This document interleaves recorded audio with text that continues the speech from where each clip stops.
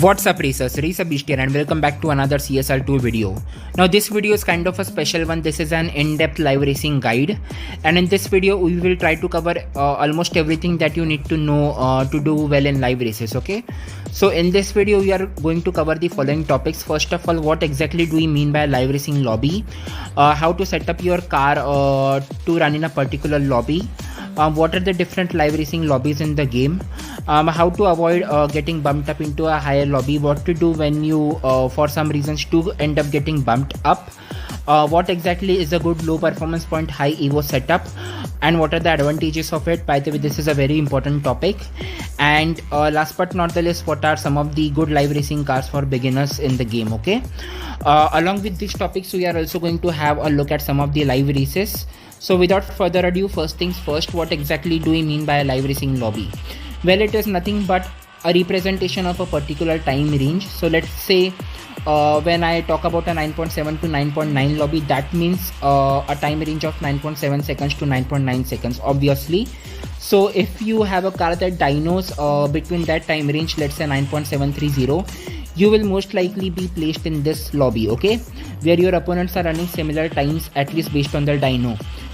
Now the reason why I use the phrase at least based on their dyno is because in this game a lot of cars are actually capable of actually beating dyno, and the McLaren F1 is an example of one such car. This car is a dyno beater. This is a super low performance point high evo setup car as well, and is a very good live racer. Now we are going to discuss about low pp high evo setup sometime later in this video, but first let's have a look at some of the live racing lobbies that you have in the game, starting with the Supermax lobby, that is 7.7 lobby. Any car that can run 7.7 or less than that time gets placed into that lobby. Okay, then we have 7.7 to 8.2 lobby, 8.2 to 8.6 lobby, 8.6 to 9.0, 9.0 to 9.3, 9.3 to 9.5, 9.5 to 9.7, then we have 9.7 to 9.9, moving ahead 9.9 to 10.1, 10.1 to 10.3, 10.3 to 10.6 lobby, then we have 10.6 to 10.8 lobby, 10.8 to 11.2, 11.2 to 11.4, 11.4 to 11.7, and lastly 11.7 to 12.0. okay, now there are even slower lobbies below 12.0, but I haven't raced a lot in those lobbies, so I'm not really sure about the times, but this is mostly all that you will need as far as the live racing lobbies in this game are concerned. Okay, so talking about this F1, this car when maxed out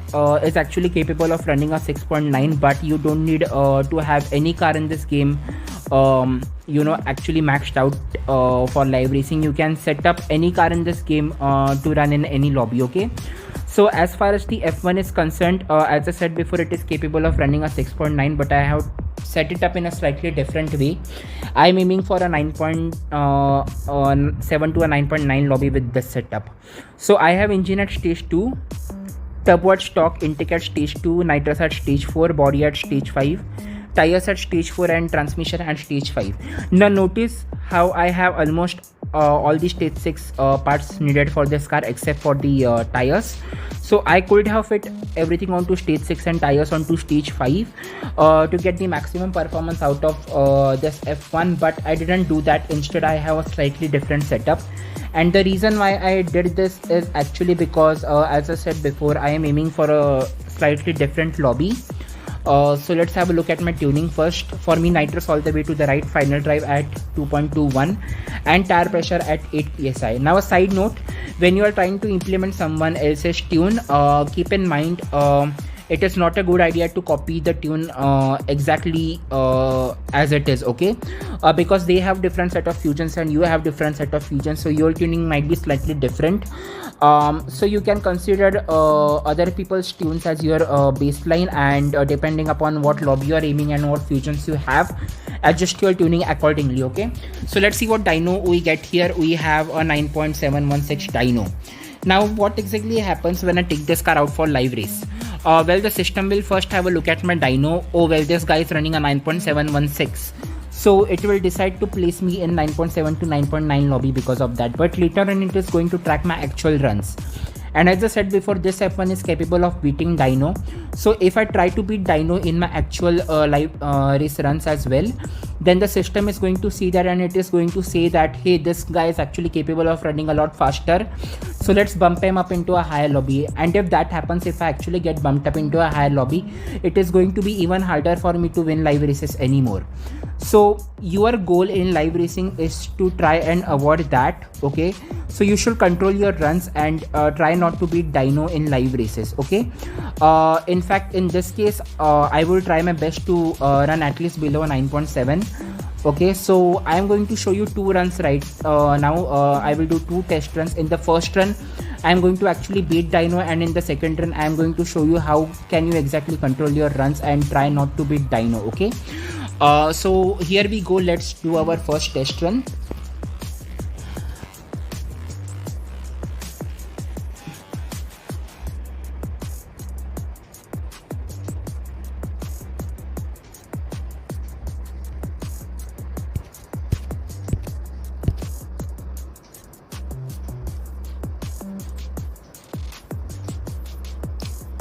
Okay, so let's see what we ran there.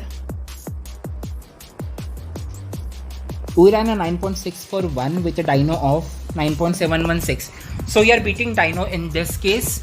And as I said before, if you beat dyno a lot of times in live races, then you will most likely get bumped up into a higher lobby. So you should try and avoid that. And now I'm going to do another test run where I'm going to show you exactly how you can control your runs in live races. Okay, so here we go.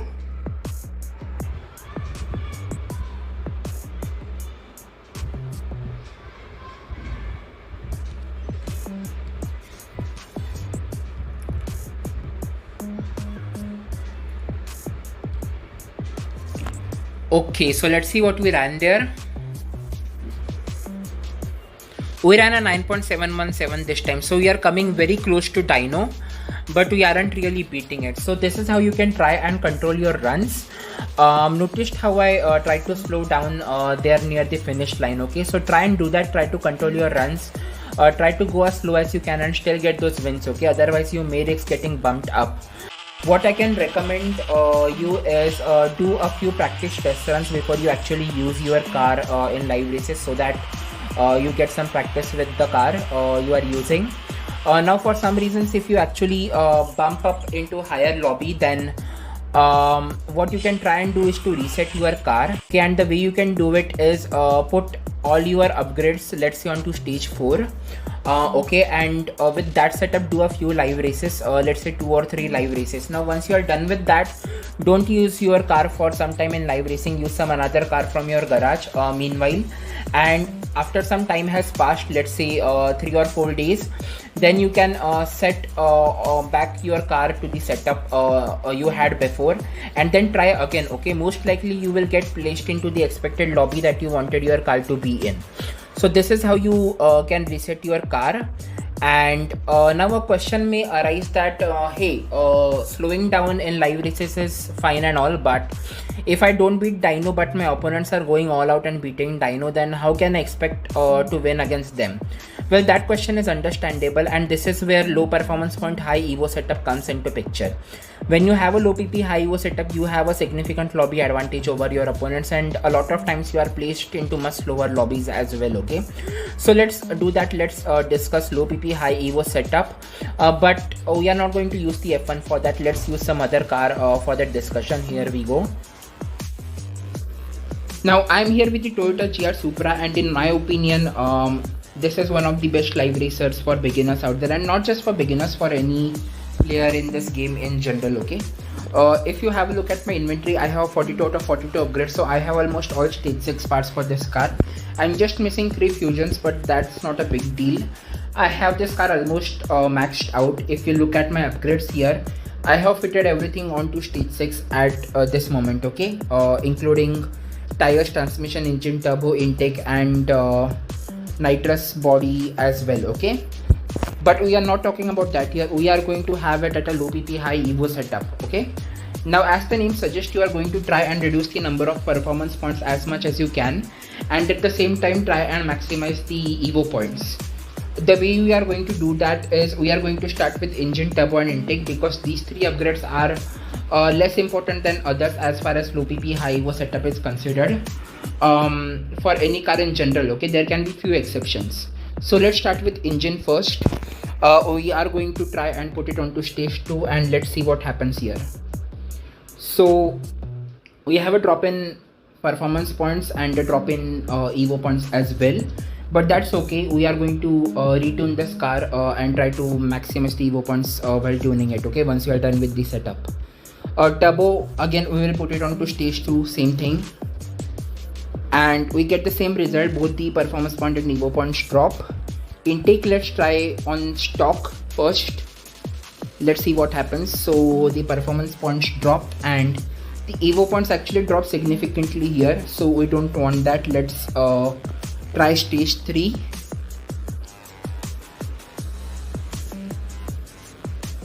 Okay, that's good. The evo points are 1958, almost near to 2000, but the performance points are getting lower and lower as we are proceeding. Nitrous will try stage 3. Okay, now the performance points dropped and notice that the evo points have now gone beyond 2000, so that is a good thing. Let's continue ahead. Body, tires and transmission we will straight away fit it onto stage 5, because not everyone has every single stage 6 for the Supra as of now. So 666 performance points for 1909 evo points. Now this is just a baseline setup. You can try tweaking the upgrades as much as you want. You can try different setups. Okay, so now we are going to go back in the tuning section and we are going to retune this car. Let's try that out. Now we are going to try and increase the number of evo points here. So let's do something with the final drive. Let's try to increase it. Now notice as I'm increasing the final drive, my evo points are increasing. I mean, as I'm shifting the final drive to the right, the evo points are increasing. Okay, so let's try that even more. Okay, you know what, I'm aiming for a certain lobby, so let's see what dyno I get. I get a 9.736. Let's aim for a 9.9 lobby. So we will try and tune this a little lower. Let's see. Okay, 9.916. We can try and reduce that slightly. 9.908. So that's what we are aiming for. I am kind of aiming for a 9.9 lobby here. Now as far as I remember, the Supra is also a good dyno beater, so let's confirm that. Let's do a test run.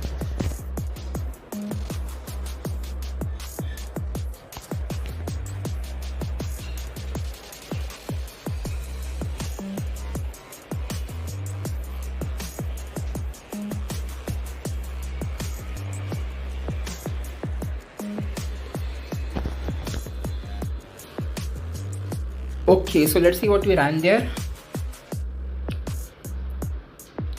A 9.824 on a dyno of 9.908. So by almost 1/10 of a second we are beating dyno, so that's good.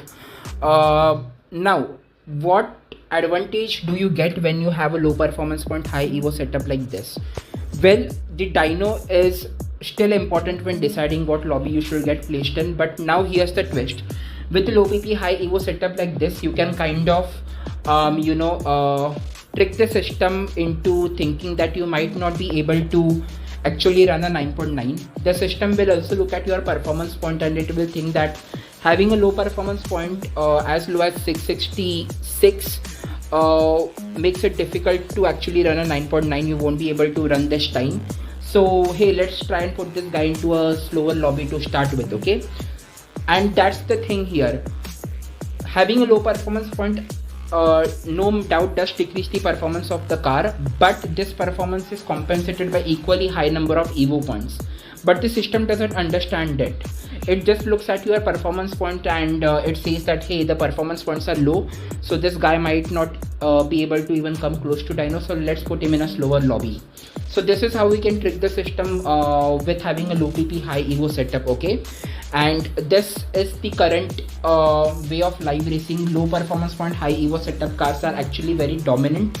When you have such a setup, there is a good chance that you can get placed into a much slower lobby, and as long as you control your runs, as long as you don't go all out, you anyways have an advantage over your opponents. So you will still get those wins and you won't get bumped up that easily, because you are capable of running much faster than them. But you really don't need to go all out and beat Dino, okay, to get those wins. You can still get them even when trying to slow down and not get bumped up at all, okay.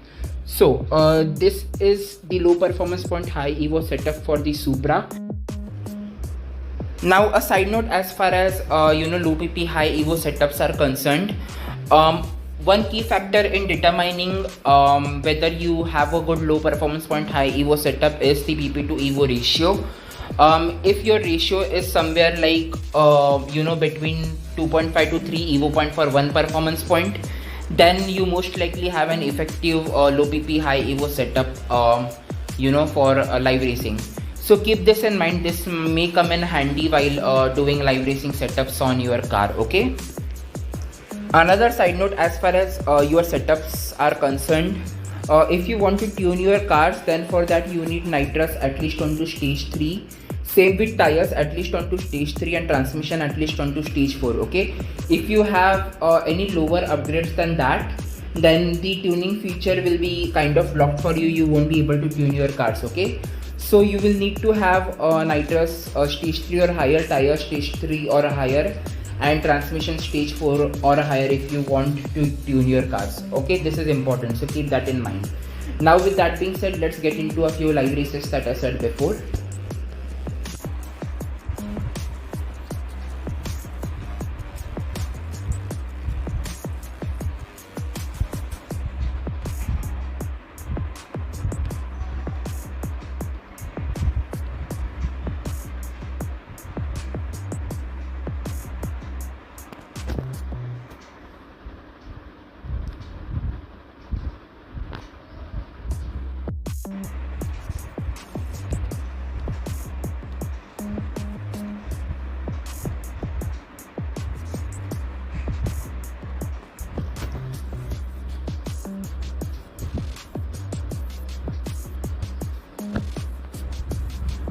That was epic.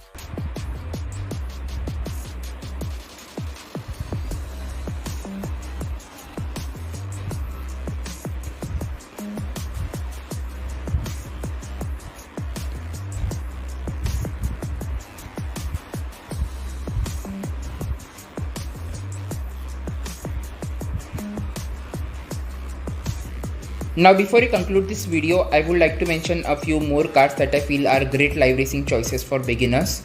Now most of these cars are tier 4 cars, and compared to tier 5, tier 4 cars are relatively easier to build, and they require less cash and less number of fusions and things like that, okay. So if you are a beginner, in my opinion, you should be focusing more on tier 4 instead of tier 5, okay. Now most of these cars are low performance point high evo cars. So we start with the NSXR. This is a Legends car, and this is readily available in the dealership. For cash you can get this car. Now you will have to probably spend 2 or 3 weeks trying to restore this car, but once you successfully manage to restore this one and are able to collect a few Honda Fusions, then this car is a live racing monster, okay. You won't go wrong with this choice. Another good option is the Subaru WRX STI. This is an elite tuner car, okay. This is also good low performance point high evo car, and if you are doing the elite tuner storyline, you will most probably have this car in your garage. Same with the Mitsubishi Lancer Evolution Final Edition, also an elite tuners car, and again, if you are doing the elite tuner storyline, you will most likely have this car in your garage.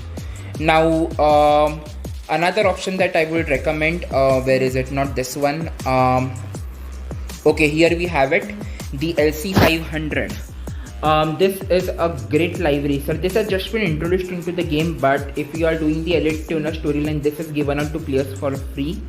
So a great live racing car and a great at beating Dino as well, okay. This is also super low performance point high evo car.